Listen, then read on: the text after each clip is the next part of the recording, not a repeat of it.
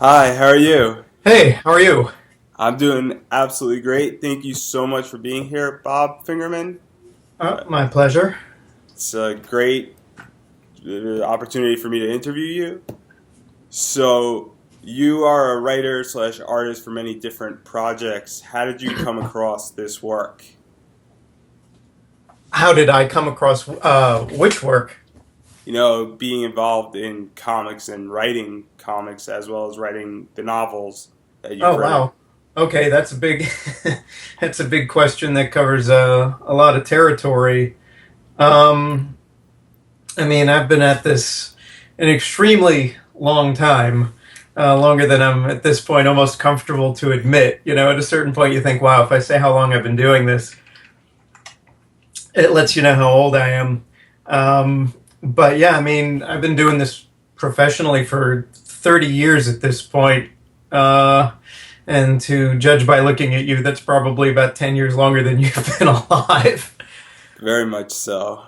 So yeah, but I mean, doing comics and telling stories is what I always wanted to do. So in a way, I had no option but to pursue it. So, I mean, because I'm one of those people who's been drawing since I was, able to pick up a crayon or a pencil. I think it was just in the cards.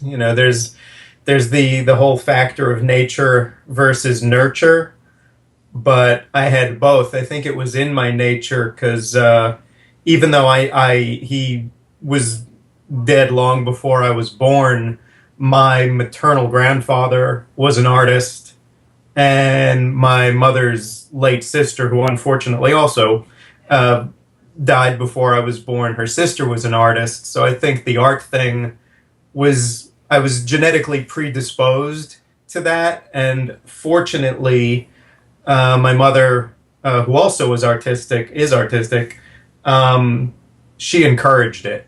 So, in a way, I don't think I had any choices. It's a very long answer, but it was just in the cards. In a way, I'm one of those people who's never had a backup plan. So, so fortunately, things have worked out pretty well. But because if they didn't, I don't know what I would do. Is there any particular person that really inspired you who is in the art field? Oh, That so many. I mean, you can see I wasn't sure if I was going to do a video chat or not, but I figured I just off topic just installed a new operating system, so my computer's been a little wonky since yesterday, so I'm kind of testing things. So I'm glad to see this works. But you can see behind me tons of books, and most of the books, which go all the way across the room and all the way to the ceiling, are art books. So I've taken inspiration from countless people. So, if you go back to the beginning, it was probably a lot of the usual suspects for people who like funny books. I was never a superhero kid. So for me, it was like daily comic strips and Mad Magazine. Those are the first things, and then you kind of move on from there. But again, I guess when I was either 12 or 13. I know 1977 was a very big year for me. I mean, in addition to Star Wars, Heavy Metal Magazine also started in 1977. And for me, if you want to find the exact moment that the switch was flipped in my head, irreversibly, it was heavy metal because being exposed to all those European artists like Mobius and Bilal and Tardi and all those guys for the first time, that just made me say, this is it. This is definitely what I'm doing for the rest of my life. now when you entered this entire world, you didn't initially start out, in the comic realm. You worked for Cracked, Screwed, and National Lampoon. What were Well, the challenges? Lampoon. I wish I had worked for Lampoon more. I did one gig for them, and I have to admit it was not my best work, but at least I can say I was in Lampoon once. Why did you make the switch from working in these magazines to going into comics directly?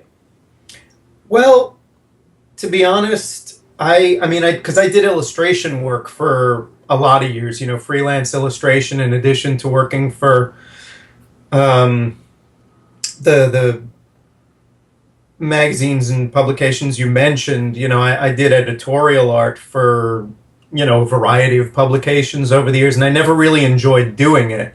I mean, on the one hand, I was going to say I didn't like to complain, but of course I like to complain. Complaining is one of the joys of life. Um, but I didn't find it that satisfying because inside my head I had all these stories I wanted to tell, and just doing illustration work and doing the kind of little gigs that they were sequential, but I mean mainly I was doing either stuff for Cracked, and then after Cracked I worked for a lot of men's magazines, to put it politely, and I was doing comic strips for them. But again, that was it was all stuff to pay the bills. I mean, even though minimum wage has become, as I go forward, a bit less autobiographical, the roots of it are autobiographical, and a lot of, actually particularly in the run that I'm doing now, a lot of the character's dissatisfaction with what he's doing will eventually lead him to the kind of work I'm doing. It's about, taking your skill set and trying to give it some meaning. That sounds a little pretentious, but at a certain point, if you've got this stuff inside you that you want to tell, you just got to make that leap of faith. So for me, that's what it was. It was like at a certain point, I just hit a wall doing the work for hire kind of stuff and all that kind of thing, and just said, it's time to write my own stories. So one of your first works was Teenage Mutant Ninja Turtles. Yep. How did you come across this? It's funny because as it's so long ago, sometimes you begin to forget what led to what.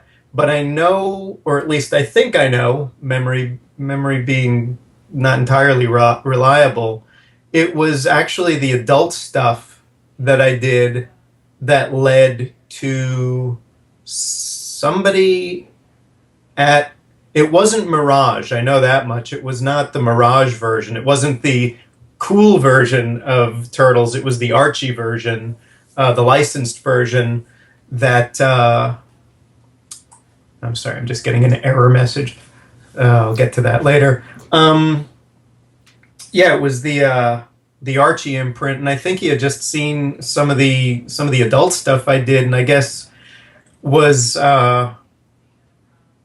able to see that if I could do that, I don't know that I could do Turtles. I really don't remember exactly, but it was it was a good stepping stone into doing the kind of work I ended up doing. Do you find working? The cover of the first new issue, which comes out next week, is very much a pastiche of, Rob's obviously working on my parodic version of the Turtles, so. Do you find that working with licensed characters and specifics that are required is easier or harder as an artist? I think for me it's harder because I mean, in a way, when you're working on your own stuff, you only have to answer to yourself. When you're working with somebody else's intellectual property, you have to kind of at least. I mean, usually if they're bringing you in, they want your interpretation or something about you to apply to their property, but it's still always going to be their property. So for me, it's always been more challenging working on that kind of thing. I mean, sometimes which is not to say it's not fun. I've done some licensed, or work for hire gigs that were a lot of fun to do, but they definitely present a different challenge. And do you have a favorite Ninja Turtle character? No, I don't. I know I'm supposed to know the differences, but it was so long ago. It really was so long ago. If anything, I'm probably said, I like the one who's got the the blue mask or but to me they all kind of ran together. I'm sure that's heresy. Do you watch the show Workaholics? Occasionally. There was an episode where the three of them get stuck in the sewer and they're all trying to decide which turtle each of them is. That was a very funny episode, but again, they had a much better knowledge than I did because I remember the one who got stuck being Donatello was very unhappy. He's like, "I'm not Donatello." So, So you've obviously worked on a wide range of comics, everything from working for on Teenage Mutant Ninja Turtles to a lot of adult content. Do you mhm. think one is easier than the other to write and illustrate? See there, I mean, again, it's different challenges, but I don't know about easier. I mean, okay, I just a couple of weeks ago wrote a script for an upcoming issue of the Garbage Pail Kids comic, and that was the first one of those I had done, and it came real easy because it's a certain kind of humor. So for me, it was at first it was like, oh geez, can I get this part of my brain working again? And then the second I started writing, the script just poured right out of me. So that was, that was easy and fun. Writing minimum wage, because that's kind of that's my baby. It's difficult because I want it to be the best quality it can be, but it's also easy because I feel such an affinity for it. So, you know, Now, in 1993, you wrote White Like She, and hmm that's a very interesting comic to say the least. Where did that idea come from? well, I mean, the initial idea for it, again, it's so long ago, I'm not exactly sure. Uh, I wrote an afterword for the 20th anniversary edition of it, came out late last year, and I wrote this afterword, and I know I kind of hedged a little bit about the original origin of it, because very often when you get the first little kernel of an idea, you have no idea how or why or where. It just kind of pops into your head. You'll be, shooting the breeze with a friend, and you'll say some little thing and say, "Oh, wait, there's an idea for a story." And most of the time nothing happens. So I don't really remember the exact original impulse for it, but in terms of, at least it's, did you see the new edition of it? Yeah, I actually just picked it up like 3 weeks ago. So Gotcha. So, I mean, in the back of it, in the bonus material, there's the original short stories, and those were done for heavy metal. Um, and it began on a much kind of lighter note because, again, I had no intention of turning it into a graphic novel. It was just originally, I think, an 8-page story. So, with something like that, in a way, writing a really short story like that is more like writing a joke than writing a story because you're kind of working towards a punchline. And since prior to that, most of the work I'd done had been for Cracked, I was very much, geared up for writing setup, punchline, setup, punchline. So when I decided to expand it into a graphic novel, the joke structure disappeared. I mean, basically all I kept was the initial idea of brains transplant and taking kind of a disenfranchised main character. And, excuse me, I mean, in the short story, which was called Double Uh-Oh, it was two late middle-aged black janitors at a nuclear power plant who get fused together. For the graphic novel, I decided to cut that in half and just focus on one character and then expand it. And some of it, which I think I own up to pretty frankly in the afterward, some of it I think is a little more heavy-handed than I would like. But it was my first long form story that I had told. And so, I tried to pile on a lot of kind of soapbox topics of everything from, gender roles, race roles, all kinds of things, social injustice. So, some of it I think holds up well. Some of it seems a little, like I say, preachy. Um, but it gave me the opportunity when I mean, I wouldn't have I'm sorry if this answer's too long, but I probably wouldn't have expanded on it so much had Dark Horse not expressed interest in me developing something full length for them, because I had been again doing short stuff for Dark Horse. So to get to what you call your baby, minimum wage. Yeah. I mean, how did you come up with that? I mean, I love it, and it's just wonderful. But how did you come up with it? Well, thank you. Again, it was. I won't say there were any false starts, but after I finished White Like She, I vowed never to do anything like it again, because it was very different than anything I had done before, both in terms of the writing, but also the art. Like, if you look at that, that does not look like anything else I ever did prior to it or after. And it was a style, I have no idea why I did it in that style, other than, again, to challenge myself. So minimum wage for me, I wanted a release from that. And since, among my other influences was especially like Robert Crumb, I thought, let me go more the autobiographical / confessional route, but without it being pure autobiography, because I also didn't want to get hamstrung by having to just be completely truthful, partly because some things are private, and also because a lot of real life is not that interesting. So for me, making it a pastiche of my life as opposed to an actual depiction gave me the opportunity to kind of go off in some different tangents that weren't necessarily truthful, or to mix and match chronology and add people who into his life that I didn't know at certain points. But really, that's a long way of saying I just wanted to do something more personal, but I also wanted to do something more comedic. I mean, even though I think White Like She has some funny things, it's not a comedy.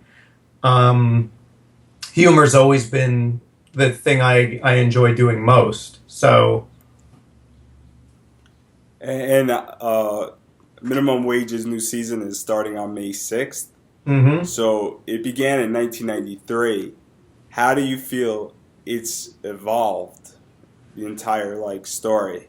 Oh, yeah, in a lot of ways. I mean, certainly the art style is unrecognizable from like the I don't know if you saw the big hardcover that Image put out in 2013, Maximum Minimum Wage. But even though the main story in that was heavily reworked from when it ran in serial form back when it was being published by Fantagraphics, I included unretouched in the back of that book the original, what I called pilot episode, the 72-page introductory story. And the art style is, like I say, it's unrecognizable. I mean, Rob has metamorphosed, and everyone has metamorphosed so radically.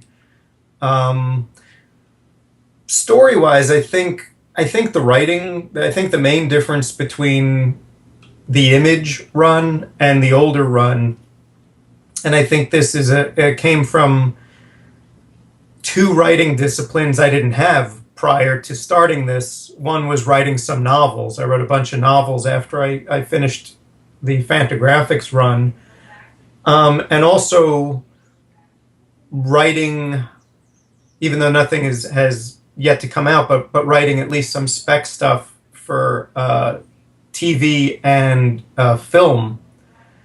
Writing those kind of scripts, I was working with a partner on a project that ultimately didn't pan out, but working with him on this TV pitch made the writing a lot more lean in the new minimum wage than it used to be. It used to be a lot wordier, and in a way, I think it's much more naturalistic now, even though it's, like I say, it's a leaner kind of writing now. I think the scripts read a lot better than they did. There's less speeches. Like if you look at the old minimum wage, and I still like it, but there'll be speech bubbles that have like 200 words in them. I mean, there's just they talk like me. They go on too long. I should learn a few things from the way I write when I speak, but there's something to be said for brevity.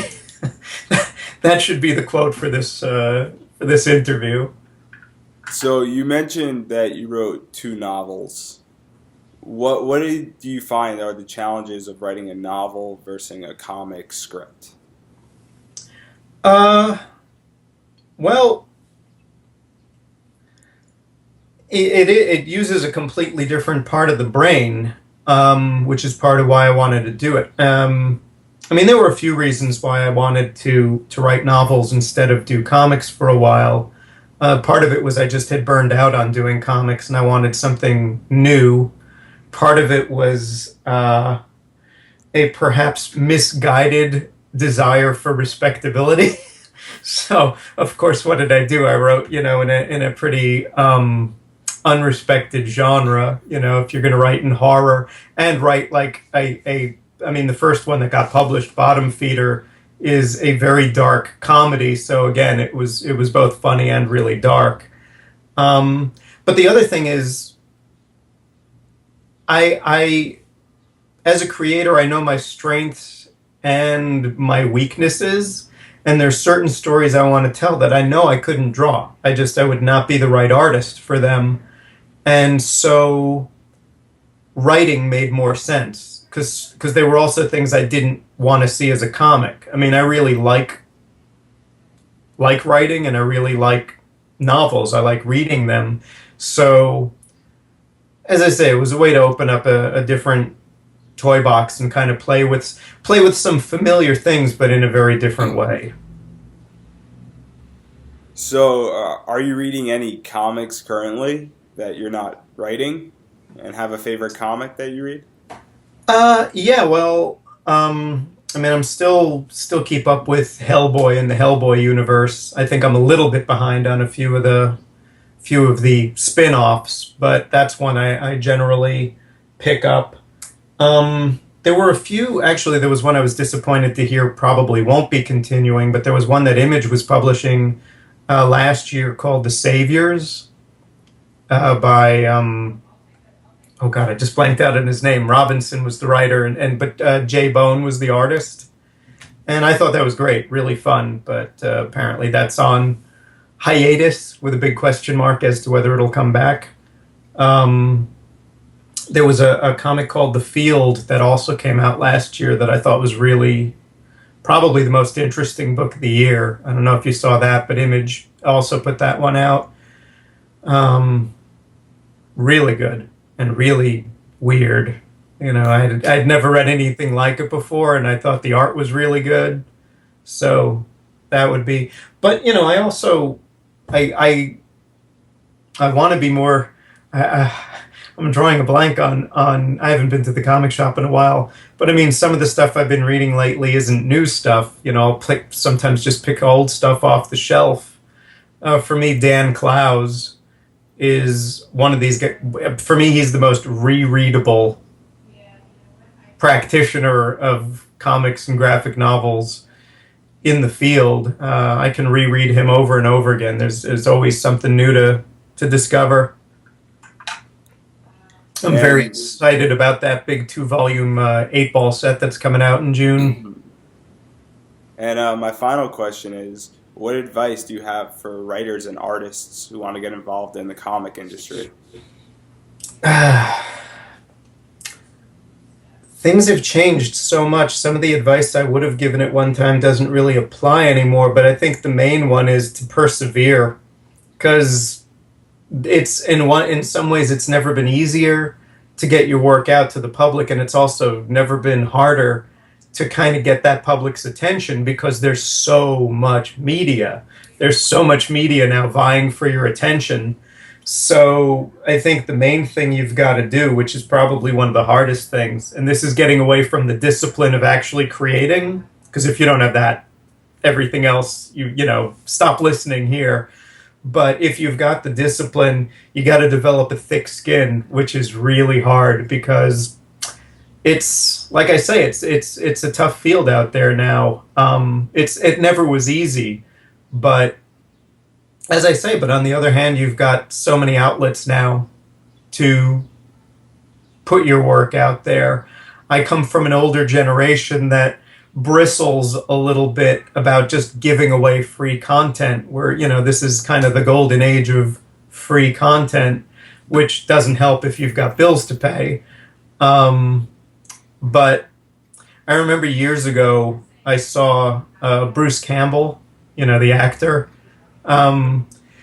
doing a talk because one of his book had come out, and somebody in the audience said, I'm an actor, but, I'm not really doing anything. And Campbell just laid into this guy because he was saying, if you will call yourself an actor, you can do so many things to pursue that. And he just started saying, make your own thing, make your this, make your that, so forth and so on. He said, if you want to act, act.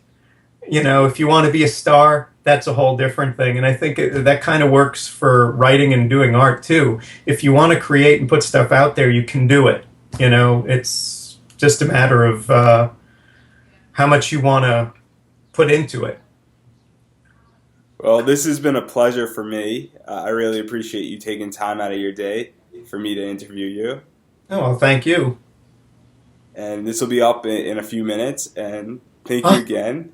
This actual video thing is going up, or just the audio, or how's that work? Audio. Ah, good.